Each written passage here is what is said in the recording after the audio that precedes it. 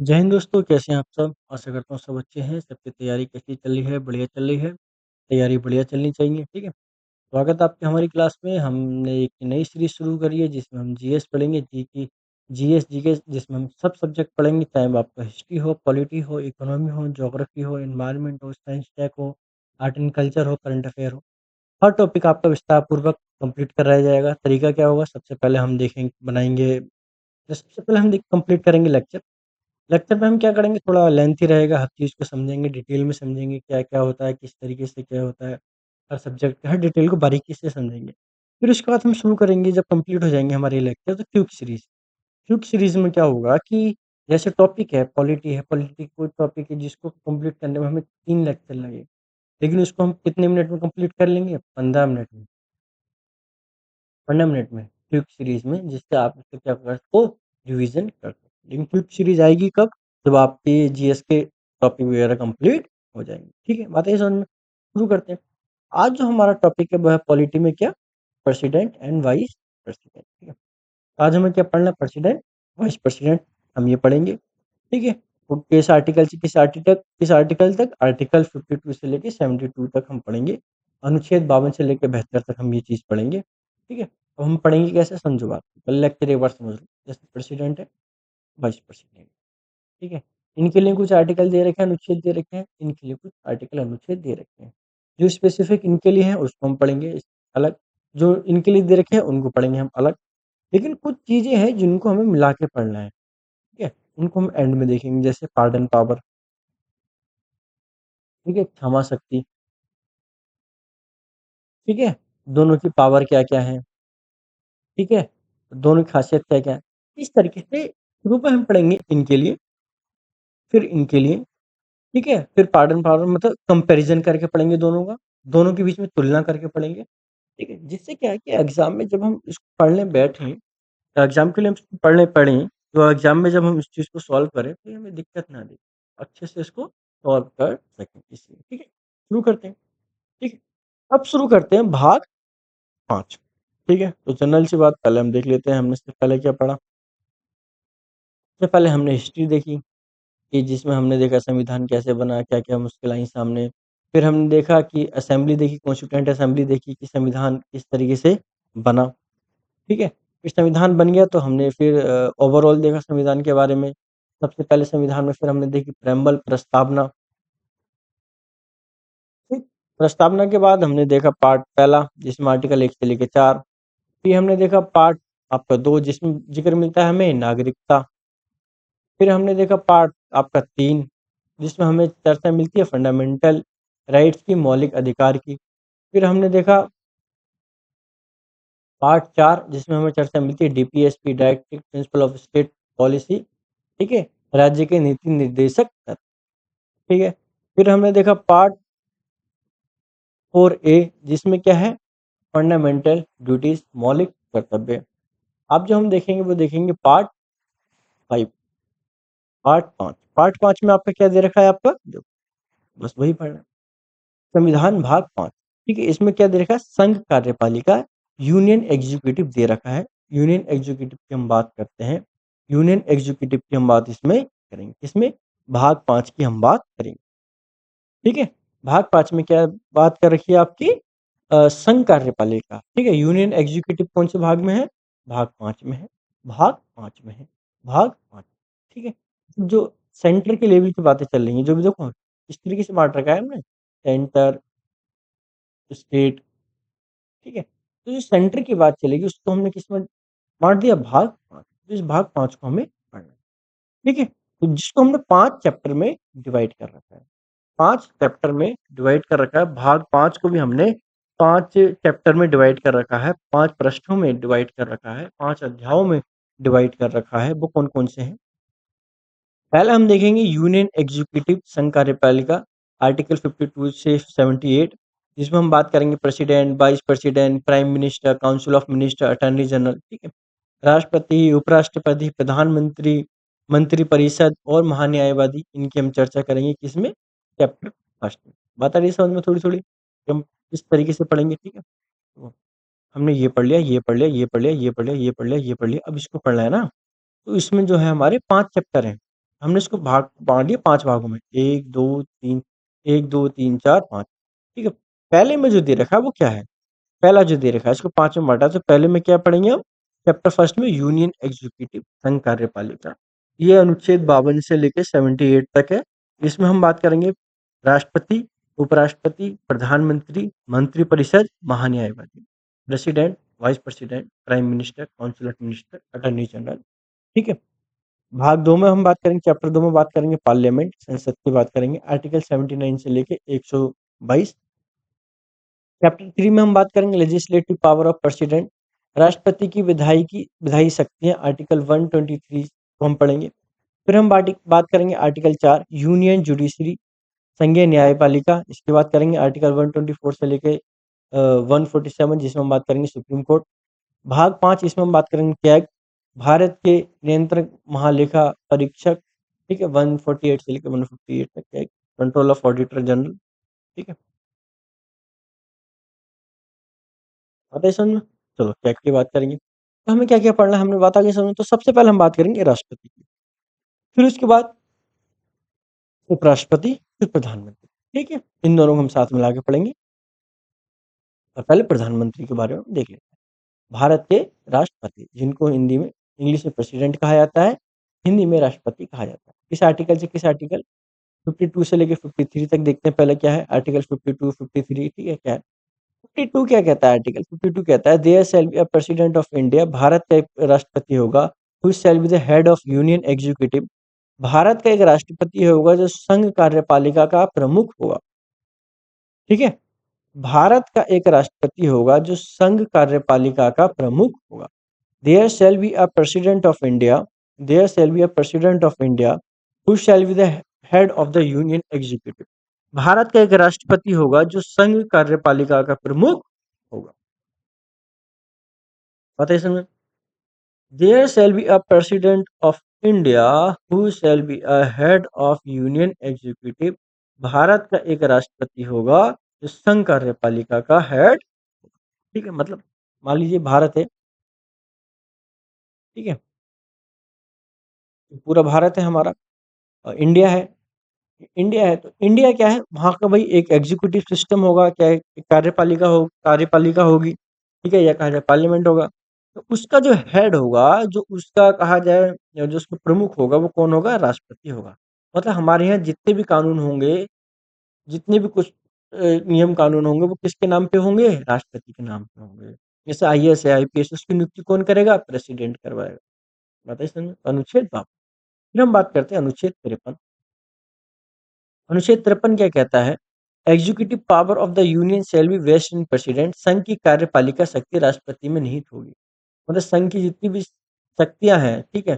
संघ जैसे भी काम करे, मतलब गवर्नमेंट जैसे भी काम करेगी वो किसके नाम पे करेगी? प्रेसिडेंट के नाम पे करेगी, ठीक है?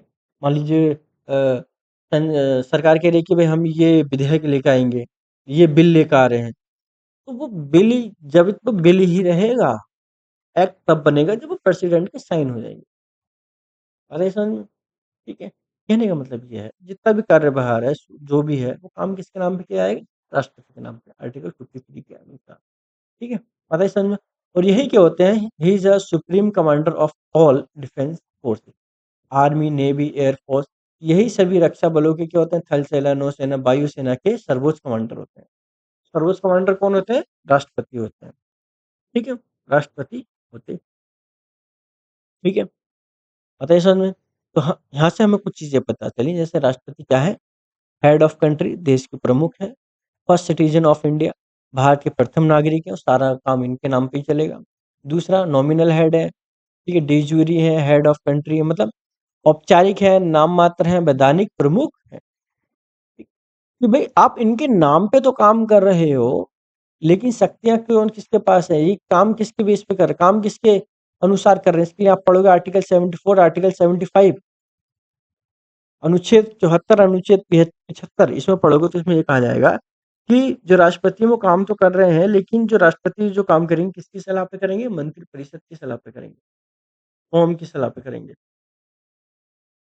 आता है समझ में? तो कौम आपके प्रधानमंत्री के अनुसार चलेगी। कुल मिला के सारा नियंत्रण किसका रहा? प्रधानमंत्री का रहा। प्रधानमंत्री के अनुसार ही काम चलेगा। ठीक?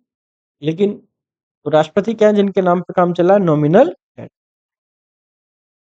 Nominal head. इस वजह से इन्हें क्या कहा गया है? डी जूरी, ठीक है? De jure. अगर डी जूरी आ जाए किससे संबंधित है? राष्ट्रपति से। वहीं अगर आपसे पूछा जाए डी फैक्टो, ये किसके लिए यूज होगा? पीएम के लिए, प्रधानमंत्री के लिए, ठीक है? क्योंकि ये क्या है आपके? Real head, real head of government आपके पीएम, नॉमिनल हेड प्रेसिडेंट, ठीक है? जो एग्जीक्यूटिव है, जो कार्यपालिका के अगर पूछा जाए, जो रियल हेड है वो कौन है? प्रधानमंत्री। वही जो नॉमिनल पूछा है वो कौन है? औपचारिक रूप से कौन है हेड? आप बात करोगे, ठीक है? डी जूरी किसके लिए यूज होगा? राष्ट्रपति। डी फैक्टो किसके लिए यूज होगा? President, sorry, PM, prime minister, ठीक है? तो हमने अनुच्छेद पढ़ा 52, अनुच्छेद पढ़ा 53। अब इसके बाद आता है अनुच्छेद 54। अब बात करते हैं अनुच्छेद 54, ठीक है? तो आर्टिकल 61 तक जो है आपका प्रेसिडेंट से ही रिलेटेड है। हम 61 तक पढ़ना है। आर्टिकल 54 किसकी बात करता है? इलेक्टोरल कॉलेज की बात करता है, निर्वाचन मंडल की बात। समझिए बात। आपको राष्ट्रपति जी को आपको नियुक्त करना है, बनाना है। अब किसको बनाना है? हम क्या है? रिपब्लिक है। रिपब्लिक का मतलब क्या है? कि हमने भाई कोई ऐसा घराना, ठीक है? कोई मुगल खानदान है, राजा रजवाड़ा, ऐसा कुछ नहीं कर रखा भाई, ये सब खत्म। अब तो भाई किसी कोई भी राष्ट्रपति बन सकता है, ठीक है? तो घराना वगैरह ये कॉन्सेप्ट कर दिया हमने कैंसिल, कि नहीं नहीं, जाति व्यवस्था, धर्म व्यवस्था, ठीक है? कि ये महान वो महान, नहीं, सब इक्वल भाई, कोई भी राष्ट्रपति बन सकता है।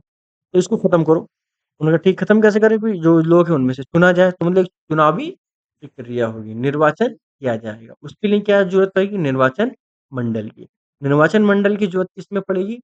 किस अनुच्छेद में जिक्र मिलेगा? 54 मिलेगा। आर्टिकल 54 में किसका जिक्र मिलता है हमें? निर्वाचन मंडल का जिक्र मिलता है, ठीक है?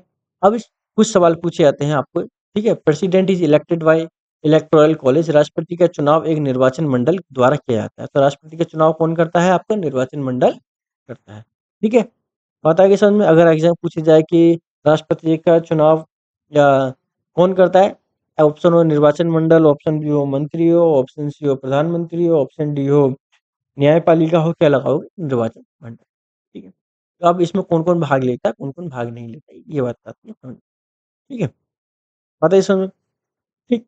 तो कौन कौन पार्टिसिपेट लेते हैं, कौन कौन पार्टिसिपेट नहीं लेते? तो जितने भी इलेक्टेड आ जाए लिखे हुए वो उसमें पार्टिसिपेट लेते हैं। इलेक्टेड कौन कौन? Elected member of both Rajya Sabha and Lok Sabha, parliament में संसद के दोनों सदन, जो भी इसमें निर्वाचित सदस्य हैं वो इसमें क्या लेते हैं? भाग, भाग, ठीक है?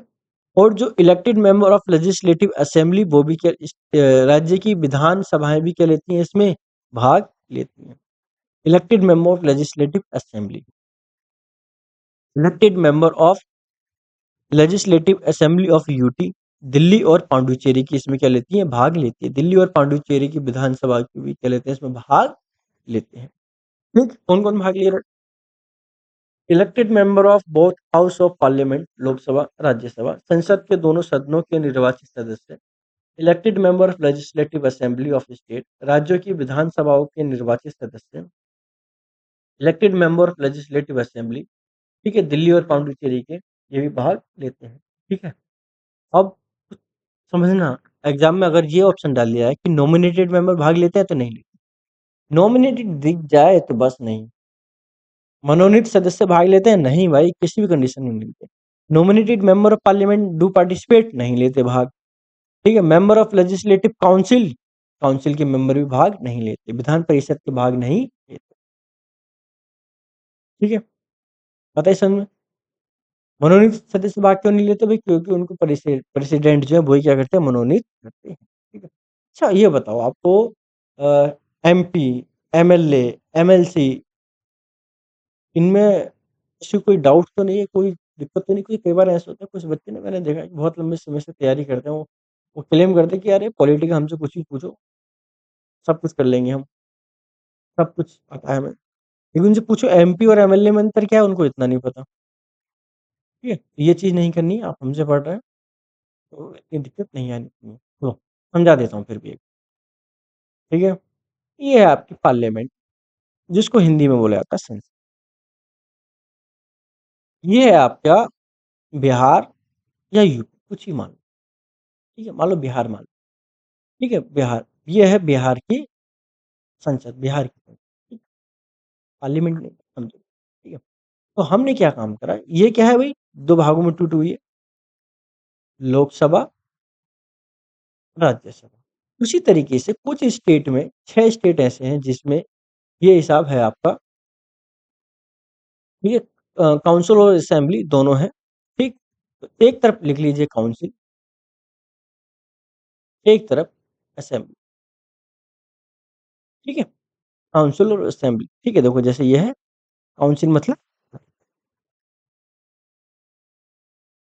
ये है आपका परिषद, ठीक है? और ये आपका सदन, ठीक? कोई दिक्कत यहाँ तक? नहीं। अब कुछ लोग हम क्या करते हैं, लोगों को चुनते हैं जो कहाँ जाके बैठते हैं, लोकसभा में बैठते हैं, उनको क्या बोला जाएगा, एमपी। कुछ लोग हैं जिनको हम राज्यसभा में जो है वो ये जो है वो राज्यसभा में चुन के भेजते हैं, तो ये कि भी क्या कहलाएँगे, एमपी। एमपी मतलब मेंबर ऑफ पार्लियामेंट, ठीक है? ये हो गया इंग्लिश में। संसद, संसद का ही जो मेंबर होगा वो क्या कहलाएगा, सांसद। सांसद मतलब एमपी। कोई दिक्कत यहाँ तक? नहीं, ठीक है? जो परिषद का मेंबर होगा उसको बोला जाएगा एमएलसी, और जो उसका भाग होगा उसको बोला जाएगा एमएलए, एमएलए, ठीक है? MLA member of legislative assembly, member of legislative, ठीक है? परिषद का सदस्य और सदन का सदस्य, असेंबली का सदस्य, ठीक है? बात हुई समझ में? तो ये हुआ एमएलसी, ये हुआ एमएलए। एमएलए में क्या होगा, आपके जो जो इलेक्शन से जीत के आए हैं वो लोग आएँगे, और इसमें क्या होंगे, ज़्यादातर लोग जो होंगे वो क्या होंगे, नॉमिनेटेड मेंबर, ठीक है? ये केवल 6 राज्यों में है, ठीक है? बात आ गई समझ में? ये आती है हमें बात समझ में, ठीक है? परिषद और सदन के बारे में हम बात करते हैं, एमएलसी और एमएलए की हमने बात कर ली होगी। तो सांसद क्या होता है, विधायक क्या होता है, ठीक है? एमएलए इसको बोला जाता है विधानसभा, या इसको बोला जाता है विधायक। विधायक क्या होता है, एमएलए। सांसद क्या होता है, एमपी, ठीक है? एमपी कहाँ बैठेगा, सांसद कहाँ बैठेगा, पार्लियामेंट में। विधायक कहाँ बैठेगा, आपकी जो स्टेट की असेंबली है उसके अंदर जाके बैठेगा। बात हो गई क्लियर? दिक्कत यहाँ तक? आप लोगों को नहीं है? चलो, ये कहाँ पहुँच गया? ठीक। तो भाग कौन-कौन लेंगे राष्ट्रपति के चुनाव में? Elected member of both house, Rajya Sabha, Lok Sabha के जो भी इलेक्टेड मेंबर हैं, जो भी चुनाव से जीत जो भी मतलब आपके निर्वाचित सदस्य वो भाग लेंगे। Elected member of legislative assembly of state वो भी भाग लेंगे। राज्य द्वारा विधानसभा में निर्वाचित सदस्य वो भी लेंगे। इलेक्टेड मेंबर लेजिस्लेटिव असेंबली जैसे दिल्ली और पांडुचेरी के, हाँ, वो भाग लेंगे। तो कौन-कौन सी लेजिस्लेटिव असेंबली भाग लेती है? विधानसभा कौन-कौन सी भाग लेती है? आपकी एक तो दिल्ली की और आपकी पांडुचेरी की, ये याद, ठीक है? बिहार की लेती है? नहीं लेती, ठीक है? वहीं अगर पूछा जाए क्या नॉमिनेटेड मेंबर, जैसे राज्यसभा में 12 लोगों को नॉमिनेट किया जाता है प्रेसिडेंट के द्वारा, वो भाग लेते हैं? आप तो सब नहीं लेते। एमएलसी भाग लेते हैं, मेंबर ऑफ लेजिस्लेटिव काउंसिल भाग लेते हैं? नहीं लेते। तो ये चीज़ आप याद रखें, ठीक है? आगे चलें, ठीक है? ये भाग तो ले लिए, भाग तो ले लिया, अब बात आती है एमपी और एमएलए। चलो ये भाग तो ले रहे हैं राष्ट्रपति के चुनाव में, क्या दोनों बराबर हैं? छोटे-बड़े हैं? दोनों की वोट की वैल्यू एक जैसी है? दोनों की वोट की वैल्यू एक-एक है क्या? वोट की वैल्यू कितनी है? इनकी संख्या कम, इनकी संख्या ज़्यादा। वोट की वैल्यू बराबर कर दोगे तो ये तो बाजी मार जाएँगे, ये रोते रह जाएँगे, क्या करा जाए? कुछ ऐसा किया जाए जो इनकी वोट की वैल्यू निकल आए, निकाल लेते हैं, आर्टिकल 55, ठीक है? तो manner of election and vote value, इसमें 2 चीज़ें बताई गई, किस तरीके से इलेक्शन होगा, प्रक्रिया बता रखी है, और जो वोट की वैल्यू है वो कितनी है। इलेक्शन कैसा होता है? अप्रत्यक्ष चुनाव होता है। प्रेसिडेंट का सबसे पहले चुनाव कैसा होता है? इनडायरेक्ट। इनडायरेक्ट का मतलब ये होता है कि भई आपसे वोट नहीं माँगा जाता। ऐसा नहीं है कि एक गाँव है उसमें घनश्याम में रह रहा है, घनश्याम जो है वो राष्ट्रपति के लिए वोट डाल रहा है। नहीं, घनश्याम का वोट नहीं माँगा जा रहा। बल्कि घनश्याम ने जिन लोगों को चुन के संसद में भेजा है, वो लोग चुनेंगे। घनश्याम नहीं चुनेगा, घनश्याम ने कुछ लोगों को चुना, सांसद बनाया, वो सांसद जाके संसद में बैठे, वो लोग चुनेंगे कि भाई प्रेसिडेंट किसको बनाना है, राष्ट्रपति किसको बनाना है, ठीक है? तो कैसे इलेक्शन होता है? इनडायरेक्ट होता है, हिंदी में अप्रत्यक्ष निर्वाचन होता है, ठीक है? किस बेस पे होता है? प्रोपोर्शनल रिप्रेजेंटेशन होता है, ठीक है? अनुपातिक प्रतिनिधित्व होता है, सिंगल ट्रांसफरेबल वोट होता है, मतलब हर किसी के पास अ, ठीक है? एक वोट होगा, ठीक है? और सीक्रेट बैलेट सीक्रेट बैलेट मतलब ये होता है, जैसे लिफाफा है, जैसे किसी के बर्थडे में गए, ठीक है? 2 तरीके होते हैं, या तो आप 100 का नोट खुला दे दो, अरे हर कोई देखे, ओहो! अगले ने 500 का नोट दिया, वाह, वाह, वाह! क्या बात है। या दूसरा तरीके होता है कि भाई लिफाफे के अंदर रख के दे दो, अगले कहेगा, अरे! खाली उनके घर वालों को पता है, कितने पैसे मिले, पूरे मोहल्ले को नहीं पता कि आपने किसको कितने पैसे दिए। वही तरीका है, गुप्त मतदान, ठीक है? सीक्रेट बैलेट, ठीक? तो दिक्कत यहाँ तक? वो कैसे इलेक्शन होता है? अप्रत्यक्ष होता है, प्रोपोर्शनल रिप्रेजेंटेशन होता है, सिंगल ट्रांसफरेबल वोट होता है, सीक्रेट बैलेट होता है, गुप्त मतदान होता है, ठीक है? तो क्या इस इलेक्शन में व्हिप जारी होती है? व्हिप व्हिप जैसे पहले समय जो गुलाम होते थे ना, तो उनकी सरकार होता था, सरदार होता था, वो उसके पास होते थे व्हिप, जिसको बोलते हैं हिंदी में क्या बोलते हैं उसको? जिससे मारते हैं कोड़ा, कोड़ा मारता था, चल चल, चल, ठीक है? तो कुछ टर्म है व्हिप, व्हिप मतलब ये होता है कि पार्टी बताती है अपने मेंबर को आपको क्या करना है, किसको वोट डालना है, कैसे नहीं डालना। हमारे हिसाब से नहीं चलोगे तो पार्टी छोड़ दो। कुत्ता तो वहीं चलेगा जहाँ चीज़ें खुली हुई हों, जहाँ सीक्रेट है वहाँ कैसे लगा दोगे बिप? तो इसमें बिप का कोई झंझट नहीं, ये भी याद है, ठीक है? अगला vote value of MLA, MLA की वोट की वैल्यू कितनी होती है? ठीक है, तो कितनी? एमएलए को क्या होता है देखो, राज्य राज्य का जो होता है वो जो विधायक होता है उसको क्या बोला था? एमएलए बोला। एमएलए का मतलब ये हुआ कि राज्य की जनसंख्या कितनी है? अरे रे रे! कैसे परेशान है? कि राज्य की जनसंख्या कितनी होती है और टोटल एमएलए कितने हैं, ठीक है?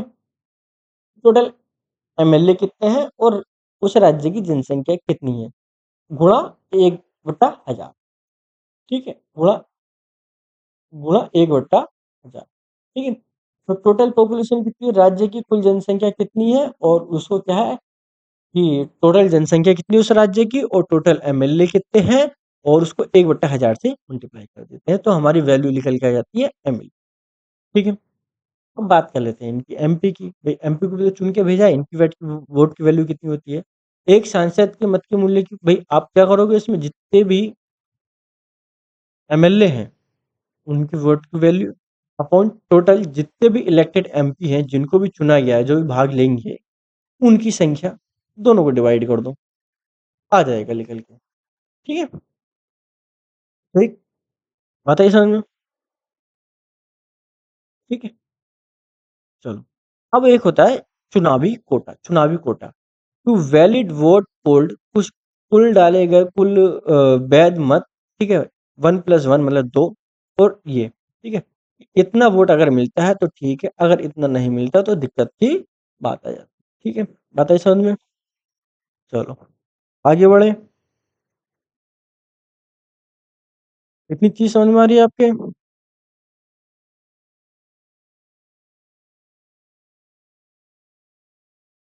चलो आगे। अब इनकी बात कर लेते हैं टर्म, मतलब भाई कितने समय तक का कार्यकाल होता है, क्या-क्या क्वालिफ़िकेशन चाहिए, क्या-क्या कंडीशन चाहिए। जैसे मान लीजिए आप भाई नौकरी करने गए हो भाई, फॉर्म डालो तो आप होना चाहिए ना कि हाँ मेरी सर्विस 5 साल रहेगी, 10 साल रहेगी, 15 साल रहेगी, उसके बाद रिटायरमेंट रहेगी, इस साल की वो उम्र में रिटायरमेंट रहेगी। अच्छा फिर अच्छा अगर मैं नौकरी छोड़ता हूँ, तो क्या मैं दूसरी नौकरी के लिए अप्लाई कर सकता हूँ? अच्छा अगर मैं नौकरी छोड़ता हूँ तो क्या-क्या होगा, क्या-क्या नहीं होगा? ये बातें पता होनी चाहिए ना। फिर दूसरी बात कि क्या-क्या क्वालिफ़िकेशन मेरे पास बीए है, एमए है, ये है, वो है, क्या क्वालिफ़िकेशन है। तीसरी बात हमें ये पता होनी चाहिए कि पैसा कितना मिलेगा, क्या जो हमारा पे स्केल है वो क्या है। उसी तरीके से राष्ट्रपति हैं, हमें ये पता होना चाहिए कि इनका टर्म कार्यकाल कितना है, क्वालिफ़िकेशन योग्यता कितनी है, योग्यता क्या-क्या चाहिए होती है। बात को चलो article 56, article 57, article 58, article 59, article 56, article 57, article 58, article 59, ठीक है। इनका कार्यकाल कितना होना चाहिए? 5 वर्ष का होना चाहिए, ठीक है। तो इनका कार्यकाल कितना होता है? 5 वर्ष का होता है।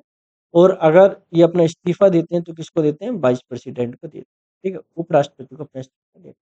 एग्ज़ाम में पूछा है, अगर राष्ट्रपति अपना इस्तीफा निम्नलिखित में से किसे देते हैं? उपराष्ट्रपति, सीजीआई, ठीक है? प्रधानमंत्री, इनमें से कोई नहीं। क्या लगाओगे? सवाल इसी तरीके का बनेगा भाई, सवाल तो इसी तरीके के फ्रेम होंगे, पढ़ना पड़ेगा, मज़ाक नहीं है ना। तो प्रधानमंत्री का राष्ट्रपति अपना इस्तीफा किसे देंगे? Vice president. किसको? वाइस प्रेसिडेंट को देंगे, उपराष्ट्रपति। किसको देंगे? उपराष्ट्रपति को देंगे, उपराष्ट्रपति को देंगे। तो राष्ट्रपति अपना इस्तीफा किसको देंगे? उपराष्ट्रपति को देंगे। इनका कार्यकाल कितने समय का होता है? 5 साल का कार्यकाल होता है, ठीक है? और आर्टिकल 57 क्या कहता है? Eligible for reelection any number of time, ठीक है? कि आप कितनी बार भी चुन सकते हैं भाई, कोई कितनी बार भी प्रेसिडेंट बन सकता है, कोई कितनी बार भी प्रेसिडेंट बन सकता है, कोई कितनी बार भी प्रेसिडेंट बन सकता है। ऐसा नहीं है 1-2 बार बने, 3 बार बने, 4 बार बने, ठीक है? तो कितनी बार भी बन सकते हैं। तो एग्ज़ाम में पूछा जाए कि सबसे लंबे समय तक बने वो राष्ट्रपति कौन थे? तो वो कौन थे?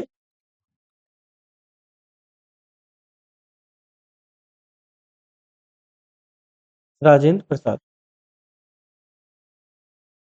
राजेंद्र प्रसाद, ठीक है? आर्टिकल 57, ठीक है? राजेंद्र प्रसाद।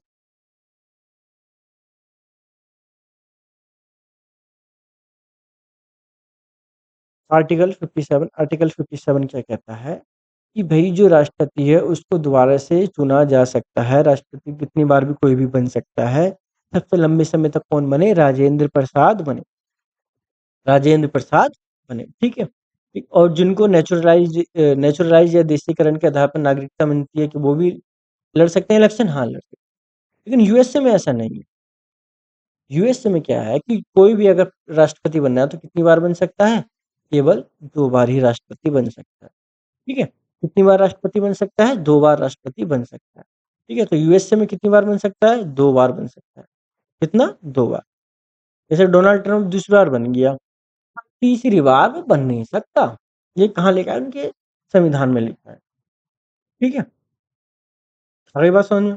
चलो, ठीक। अब तक कंडीशन दे रखी है। कंडीशन किस में दे रखी है? आर्टिकल 58 में दे रखी है। पहला, वो भारत के नागरिक हों। ये बताओ, जैसे मान लीजिए इस समय चल रहा पासवर्ड, वो जो पासपोर्ट है, भाई वो क्या है? ट्रैवल का है खाली, नागरिकता का प्रमाण नहीं है। आधार है, वो भी नागरिकता का प्रमाण नहीं है। और चीज़ें हैं, वो भी नागरिकता का प्रमाण। जब इसमें इंडियन सिटीज़न लिखा है तो राष्ट्रपति क्या देते होंगे? कभी सोचा है? चलो बच्चों, कमेंट करना, ठीक है? तो पहली कंडीशन क्या है कि वो भारत का नागरिक हो। दूसरा, मिनिमम 35 ईयर एज हो, न्यूनतम 35 साल उसकी उम्र हो। तीसरा, क्वालीफाई फॉर लोकसभा, लोकसभा के लिए योग्य हो, ठीक है?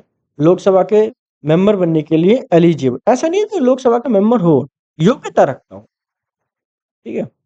योग्यता रखते हो लोकसभा के मेंबर बनने के लिए, लोकसभा के मेंबर बनने के लिए योग्य हो, ठीक है? नो ऑफिस ऑफ प्रॉफिट हो, कोई लाभ के पद पे नहीं हो। अभी लाभ के पद क्या है? जिसे पैसा मिलता है, पैसा तो सैलरी के रूप में यहाँ भी मिलता है, तो लाभ का पद क्या हुआ?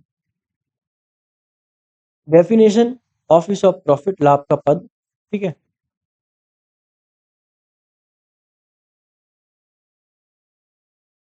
ठीक है? जैसे प्रेसिडेंट, वाइस प्रेसिडेंट, प्रधानमंत्री, governor are not consider office of profit, ठीक है? राष्ट्रपति, उपराष्ट्रपति, प्रधानमंत्री और राज्यपाल क्या है? ऑफिस ऑफ प्रॉफिट नहीं है। अब ये कुछ अपवाद है। ये अपवाद कौन बताता है आपको? ये अपवाद जो है वो कौन बताता है? समय-समय पे लिस्ट जारी हो जाती है, वो लिस्ट में लिखा होता है कि हाँ भाई, ये ऑफिस ऑफ प्रॉफिट है, ये ऑफिस ऑफ प्रॉफिट नहीं है। ठीक है? ऑफिस ऑफ प्रॉफिट क्या कॉन्स्टिट्यूशन में डिफाइन है? क्या कॉन्स्टिट्यूशन में बता रखा है कि कौन-सी पोस्ट जो है वो ऑफिस ऑफ प्रॉफिट होगी और कौन-सी पोस्ट जो है वो ऑफिस ऑफ प्रॉफिट नहीं होगी? नहीं बता रखा। ठीक है? ऑफिस ऑफ प्रॉफिट नहीं बता रखा किसमें? संसद, सॉरी, इसमें कॉन्स्टिट्यूशन में नहीं बता रहा। ठीक है? कंडीशन क्या है? भारत का नागरिक हो, न्यूनतम 35 साल की उम्र हो, लोकसभा के लिए एलिजिबल हो, ऑफिस ऑफ प्रॉफिट किसी लाभ के पद पर नहीं हो। अगर लाभ के पद पर हो तो वहां से इस्तीफा देना पड़ेगा। सिंपल सी बात। आर्टिकल 59। ठीक है। Not a member of parliament, state ठीक है, संसद विधानमंडल का सदस्य नहीं। ठीक है। और enrolment can not be diminish. ठीक है। वेतन और भत्ते कम नहीं होंगे। समझो बात। ऐसा नहीं है कि राष्ट्रपति को कंट्रोल करने के लिए उनके वेतन भत्ते कम कर दो कि लो भैया ना तो वेतन भत्ते कम कर देंगे, सरकार मना कर रही है आपको पैसा नहीं दिया जाएगा, हमारा बिल पास करो। ऐसा नहीं। पार्लियामेंट या कहा जाए कॉन्स्टिट्यूशन इटसेल्फ कहता है कि भाई इनके आर्टिकल 59 के तहत कि वेतन भत्ते कम नहीं किए जा सकते। सामान्य स्थिति में इनके वेतन भत्ते कम नहीं किए जा सकते। और ये मेंबर नहीं होंगे किसके? ना तो ये लोकसभा के मेंबर होते हैं ना राज्यसभा के मेंबर होंगे। तो राष्ट्रपति है जो ना तो वो लोकसभा के मेंबर होते हैं ना ही राज्यसभा के मेंबर होते हैं। ठीक है। ना ही किसी विधानसभा ना विधानमंडल के सदस्य होते हैं। बल्कि कहा जाए तो हमारा जो पार्लियामेंट है या कहा जाए पूरा सिस्टम कैसा है देखो, लोकसभा, राज्यसभा और प्रेसिडेंट, इस सूटकेस की तरह। ठीक है। बात है समझ में? चलो अब बात करते हैं आर्टिकल 60 और 61। 60 में बात करी गई है ओथ की और 61 में बात करी गई है इम्पीचमेंट। 60 में बात करी गई है कि शपथ की जो राष्ट्रपति है उनको शपथ कौन दिलाएगा। और 61 में बात करी गई है महाभियोग।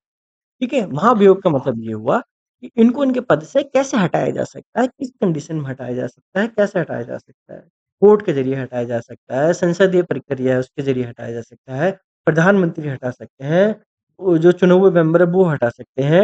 ये कैसे हटा सकते हैं?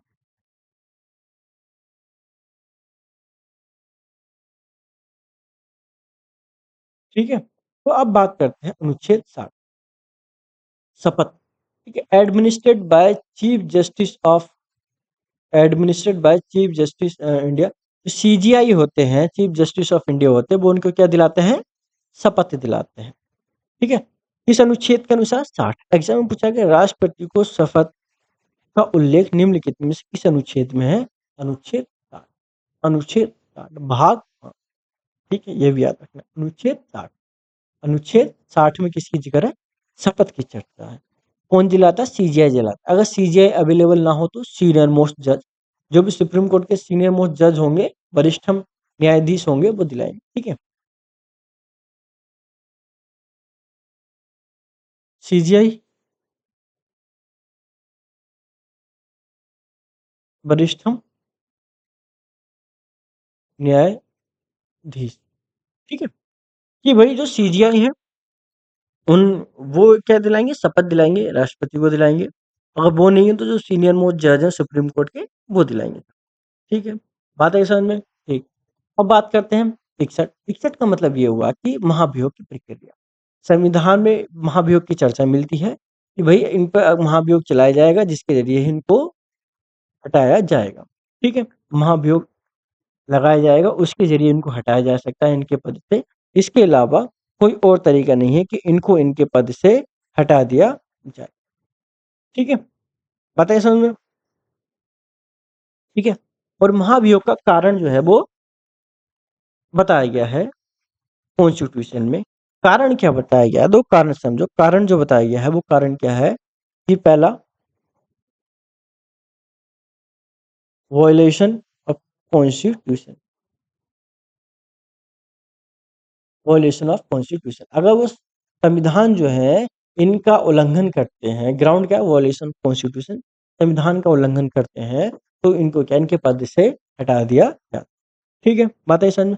अब इनके महाभियोग में कौन कौन भाग लेते हैं इस बात को हम ध्यान में रखें। पहला, इनका महाभियोग जो है वो किसी भी सदन से शुरू हो सकता है, चाहे तो वो लोकसभा से शुरू हो जाए चाहे तो वो राज्यसभा से शुरू हो जाए, किसी भी सदन से शुरू हो सकता है। पहला स्टेप। दूसरा स्टेप, जो एक बाई चौथाई मेंबर जो है वो क्या करेंगे? साइन करेंगे। जैसे भाई कोई चीज हमें लिखानी है तो साइन करेंगे कि भाई हम ये चीज लाना चाहते हैं। मतलब एक बाई चौथाई सदस्य जो वो साइन करेंगे कि हम ये लेके आना चाहते हैं। और वो क्या देंगे? 14 दिन पहले नोटिस देंगे राष्ट्रपति को। महाभियोग की प्रक्रिया शुरू होने से पहले और राष्ट्रपति को कितने दिन पहले नोटिस दिया था? 14 दिन पहले नोटिस दिया जाएगा। 1 बाई चौथाई जो सदस्य हैं, चौथाई सदस्य जो हैं वो उस पर साइन करेंगे और 14 दिन पहले नोटिस देंगे, ठीक है? फिर उसको एक्सेप्ट किया जाएगा स्पीकर द्वारा, स्पीकर उसको एक्सेप्ट करेगा, फिर प्रक्रिया चलेगी, प्रक्रिया क्या चलेगी? स्पेशल मेजॉरिटी मतलब मान लीजिए ये क्या है लोकसभा, लोकसभा में मेंबर हैं, ठीक है? तो लोकसभा मेंबर जो हैं, इनमें से 2 तिहाई मेंबर जो हैं, उनका समर्थन मिलना चाहिए, उनका वोट मिलना चाहिए, उनका वोट मिलना चाहिए, ठीक है? जो भी क्या है, प्रेज़ेंट है और वोट देने के शक्ति रखते हैं, वोट देने की शक्ति रखते हैं, उनका 2 तिहाई हो, ठीक है? तो क्या है स्पेशल मेजॉरिटी चाहिए, ठीक है? विशेष बहुमत चाहिए। तो महाभियोग के लिए क्या चाहिए आपको? विशेष बहुमत चाहिए। अब एग्ज़ाम में पूछा जाएगा अ, महा राष्ट्रपति के खिलाफ महाभियोग की प्रक्रिया में निम्नलिखित में से किस प्रकार का बहुमत चाहिए होता है? साधारण, विशेष, सी दोनों, डी इनमें से कोई नहीं। क्या लगाओगे? कैसा बहुमत चाहिए आपको? विशेष बहुमत चाहिए। ये बात याद रखना। कैसा बहुमत चाहिए? विशेष बहुमत चाहिए। ठीक है? ठीक? क्या इनके महाभियोग में सभी एमपी भाग लेते हैं? हाँ। इलेक्टेड भी लेते हैं, नॉमिनेटेड ही इम्पोर्टेंट बात है। महाभियोग में जो नॉमिनेटेड मेंबर होते हैं, जो 12 लोग हैं जिनको नॉमिनेट किया जाता है, वो भी भाग लेते हैं और जो इलेक्टेड मेंबर है वो भी भाग लेते हैं। ठीक है? क्या एमएलए भाग लेते हैं? नहीं, राज्य का कोई रोल नहीं। ठीक है? एमएलए भाग नहीं लेते, विधायक भाग नहीं लेता। बात आई समझ में? ठीक, ये चीजें आपको याद रखनी है, इनके साथ साथ रिवीजन भी करते चलना है। इसी तरीके से राष्ट्रपति को कुछ विशेषाधिकार भी मिले होते हैं, इम्यून फ्रॉम क्रिमिनल प्रोसीडिंग, जैसे आपराधिक कार्यवाही से मुक्त। भाई कोई चाहे कि मैं जो प्रेसिडेंट है उनके खिलाफ एफआईआर कर दूं, उनके खिलाफ क्रिमिनल केस कर दूं, भाई नहीं कर सकते, क्रिमिनल केस नहीं कर सकते। सिविल, हाँ भी सिविल केस, दीवानी मुकदमे कर सकते हो, लेकिन 2 महीने पहले नोटिस देना पड़ेगा उसके लिए भी।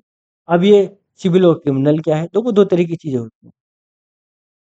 किसी ने किसी के पेट में चाकू डाला, घुमा दिया, ठीक है? तो उसमें क्या होगी? उसको सजा होगी। ये कैसा केस हुआ? क्रिमिनल, क्रिमिनल, ठीक है? किसी ने ट्रैफिक लाइट का उल्लंघन कर दिया, सीट बेल्ट नहीं लगाई, तो वो क्या है? सिविल। अब क्या पड़ेगा? फाइन पड़ेगा, सजा नहीं होगी। ठीक है? तो बात है समझ में? तो हमें पता होना चाहिए कि सिविल क्या है और क्रिमिनल क्या है। तो राष्ट्रपति पे किस तरीके के केस लगते हैं? आपके सिविल केस लग सकते हैं, ठीक है? बात है समझ में? ठीक। आर्टिकल 62 के बारे में आप बात, ठीक है? 62 पे हम बात करेंगे वैकेंसी। मतलब मान लीजिए राष्ट्रपति का पद खाली हो जाए, राष्ट्रपति जो उनकी मृत्यु हो जाए या बीमारी हो जाए या वो कहीं बाहर हैं या कुछ कारण ऐसा आ जाए जिससे वो अपनी मौजूदा जो उनके कार्यभार है उसको नहीं संभाल पा रहे। क्या करें ऐसी स्थिति में? पर्ची निकालें? नहीं, पर्ची नहीं निकालें। क्या करेंगे? आर्टिकल 62 पढ़ेंगे, आर्टिकल 62 पढ़ेंगे। क्या है? इफ टर्म एंड नॉर्मली, ठीक है? तो अगर था उन्होंने 5 साल कार्यकाल चलाया, तो उनके कार्यकाल समाप्त होने से पहले ही क्या करा लिया जाएगा? चुनाव करा लिया जाएगा और हमारे पास जो अगले प्रेसिडेंट है, जो राष्ट्रपति वो आ जाएँगे। इनके कार्यभार खत्म होने के बाद वो कार्यभार सौंप दिया जाएगा। पहला कंडीशन ये होगी। दूसरा, या तो रिज़ाइन कर दें या रिमूवल हो जाए या हटा दिया जाए, मतलब इम्पीचमेंट हो जाए या डेथ हो जाए। इस केस में क्या होगा कि इलेक्शन तो वे करा नहीं सकते, तो क्या करेंगे हम? टाइम चाहिए इलेक्शन कराने के लिए, तो कहा गया भी 6 महीने के भीतर इलेक्शन करा लो। 6 महीने के भीतर इलेक्शन हो जाएगा। वाइस प्रेसिडेंट क्या हो जाएँगे? वो जब तक इलेक्शन हो रहा है 6 महीने के लिए, वो क्या करेंगे? Act as a president. जो वाइस प्रेसिडेंट हैं, वो काम करेंगे किसकी तरह? प्रेसिडेंट। और अगर वाइस प्रेसिडेंट ना हो तो सीजीआई। जो सीजीआई हैं, वो प्रेसिडेंट की तरह काम करेंगे और सीजीआई भी नहीं है तो सीनियर मोस्ट जज जो हैं, वो काम करेंगे प्रेसिडेंट की, ठीक है? जैसे ज़ाकिर हुसैन डाइट तो बीबी गिरी ने प्रेसिडेंट की तरह काम करा, ठीक है? तो ये कुछ चीज़ें जो आपको पता होना है, ठीक? ये कुछ ट्रिक है जिस ट्रिक को आप पढ़ना और याद हो जाएगा आपको, ठीक है? ट्रिक से तो नहीं पढ़ो तो अच्छा है, 3 से 4 बार आप पढ़ लोगे तो आपको पता हो जाएगा आर्टिकल 53 उसमें क्या दिया था, ठीक है? तो राउंड अप कर लेते हैं, ठीक है? ये भई हम रहे, अगला हम आज प्रेसिडेंट पढ़ रहे हैं, प्रेसिडेंट में फिर हमने देखा भाग 5 में है। 5 चैप्टरों में डिवाइड करा, प्रेसिडेंट ये, तो हमने प्रेसिडेंट को उठाया, अगले लेक्चर में वाइस प्रेसिडेंट पढ़ेंगे, ठीक है। फिर हमने देखा कि अनुच्छेद 52 में क्या है कि भाई प्रेसिडेंट होंगे, ठीक है, और वो कार्यपालिका के प्रमुख होंगे। 53 में हमने कहा कि उनके एग्जीक्यूटिव पावर ऑफ यूनियन, मतलब जितनी भी जो कार्यपालिका की पावर है वो किसके अंदर है, आपके प्रेसिडेंट के अंदर है। तो ये क्या हुए, हेड ऑफ कंट्री हुए, पहले नागरिक हुए भारत के, नॉमिनल हुए, जी ड्यूरी बोला गया उनको, हेड ऑफ कंट्री हुए, भारत के क्या हुए, ये हेड हुए, ठीक है। आर्टिकल 54 इलेक्ट्रिक कॉलेज की बात करी गई कि किस तरीके से चुनाव होगा, कैसे होगा, आर्टिकल, ठीक है। फिर हमने बात किधर गया, हाँ, फिर आर्टिकल 55 की बात करी, इलेक्शन कैसा होगा, इनडायरेक्ट होगा, proportional representation, single transferable vote होगा, सीक्रेट बैलेट से होगा, एमएलए का वोट की वैल्यू, एमपी की वोट की वैल्यू। फिर 56 में देखा 5 साल का कार्यकाल होगा, रिजाइन कर सकते हैं, इस्तीफा जो देंगे वो किसको देंगे, वाइस प्रेसिडेंट को देंगे, सीजीआई को नहीं देंगे, प्रेसिडेंट को नहीं देंगे। सर अपने आप को खुद ऐसे नहीं अपनी जेब में रख के घूम लेंगे, प्रधानमंत्री को भी नहीं देंगे, किसको देंगे, वाइस प्रेसिडेंट को देंगे। 57 में देखा कि हाँ, दोबारा इलेक्शन लड़ सकते हैं, क्या यूएसए वाला कितनी बार राष्ट्रपति बन सकता है, 2 बार राष्ट्रपति बन सकता है। 58 में इंडियन सिटीजनशिप की बात करी गई है कि भाई क्या-क्या क्वालिफिकेशन चाहिए, भाई नागरिक हो, 35 साल उम्र हो, क्वालीफाई हो लोकसभा के मेंबर बनने के लिए, मेंबर ना हो लेकिन कोई दिक्कत की बात नहीं है, प्रॉफिट ऑफ ऑफिस ना हो, ठीक है। और आर्टिकल 59 में बात की गई है कि संसद और विधानमंडल के सदस्य इनको नहीं माना जाता है, ठीक है। 60 में ओथ और इम्पीचमेंट की चर्चा मिलती है, 62 में अगर इनका स्थान खाली है तो क्या करा जाए, इसकी चर्चा मिलती है, ठीक है। चलो, तो आज की क्लास रखते हैं यहीं, अगली क्लास में हम पढ़ेंगे वाइस प्रेसिडेंट।